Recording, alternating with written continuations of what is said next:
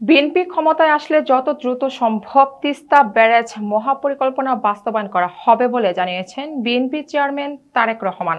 শনিবার সকালে নীলফামারীতে নির্বাচনী জনসভায় এমনটা বলেন তিনি। এ সময় তারেক রহমান বলেন, আগামী 12 তারিখে দেশের মানুষ এবার ভোট দেবে। শুধু ভোট দিলে চলবে না, দেশ গঠন করতে হবে। এটি করতেই হবে, কারণ বাঙালিদের যাওয়ার কোনো জায়গা নেই। বাঙালিদের প্রথম এবং শেষ ঠিকানা বাংলাদেশ। বিএনপি জয়যুক্ত হলে মা বোনদের স্বাবলম্বী করে গড়ে তোলা হবে উল্লেখ করে তারেক রহমান বলেন, বিএনপি প্রত্যেক নারীর কাছে ফ্যামিলি কার্ড পৌঁছে দিতে চান। এর মাধ্যমে প্রত্যেক মা সরকারের পক্ষ থেকে সহযোগিতা পাবে। কৃষকদের জন্য পরিকল্পনা রয়েছে।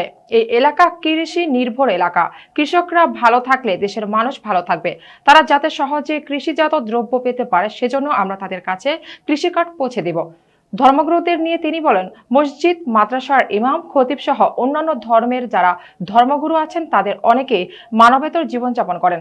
বিএনপি সরকারে গেলে তাদের জন্য সম্মানের ব্যবস্থা করতে চান বলেও জানান তিনি।